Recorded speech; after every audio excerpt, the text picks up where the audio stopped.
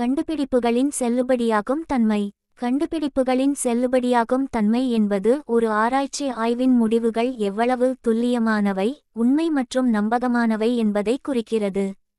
ஆராய்ச்சி உண்மையில் என்ன அளவிட வேண்டும் என்பதை அளவிடுகிறதா என்பதையும், முடிவுகள் சரியானவையா என்பதையும் இது காட்டுகிறது. கண்டுபிடிப்புகளின் செல்லுபடியாகும் தன்மையின் முக்கிய புள்ளிகள். 1. துல்லியம். முடிவுகள் உண்மையான சூழ்நிலையை சரியாக பிரதிநிதித்துவப்படுத்த வேண்டும். தரவு சேகரிப்பு மற்றும் பகுப்பாய்வில் குறைந்தபட்ச பிழைகள் இருக்க வேண்டும். 2. உண்மைத்தன்மை. முடிவுகள் உண்மையான தரவுகளின் அடிப்படையில் இருக்க வேண்டும், அனுமானங்களின் அடிப்படையில் அல்ல. 3. குறிக்கோள்களுடன் நிலைத்தன்மை. கண்டுபிடிப்புகள் ஆராய்ச்சி நோக்கங்கள் மற்றும் கேள்விகளுடன் பொருந்த வேண்டும். 4. சரியான முறைமை. செல்லுபடியாகும் கண்டுபிடிப்புகள் நன்கு வடிவமைக்கப்பட்ட ஆராய்ச்சி முறை மற்றும் சரியான நடைமுறைகளிலிருந்து வருகின்றன. 5. சார்புகளிலிருந்து விடுபட்டது. ஆராய்ச்சி தனிப்பட்ட கருத்துக்கள், கையாளுதல் அல்லது பிழைகளை தவிர்க்க வேண்டும். ஆராய்ச்சியில் செல்லுபடியாகும் வகைகள். 1.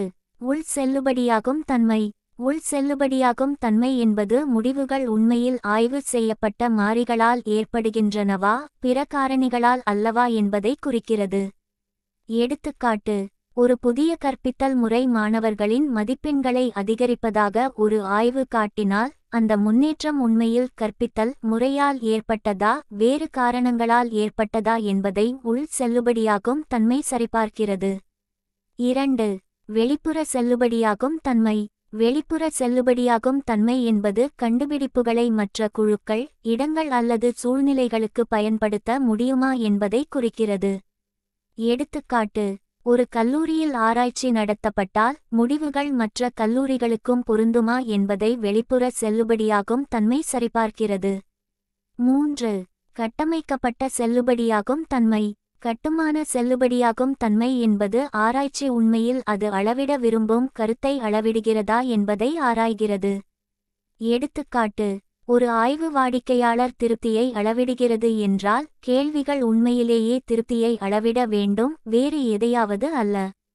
4. உள்ளடக்க செல்லுபடியாகும் தன்மை. உள்ளடக்க செல்லுபடியாகும் தன்மை என்பது தலைப்பின் அனைத்து முக்கிய அம்சங்களும் ஆராய்ச்சியில் உள்ளடக்கப்பட்டுள்ளதை உறுதி செய்கிறது. எடுத்துக்காட்டு: வணிக பகுப்பாய்வு குறித்த ஒரு சோதனை பாடத்தின் அனைத்து முக்கிய தலைப்புகளையும் உள்ளடக்கியிருக்க வேண்டும்.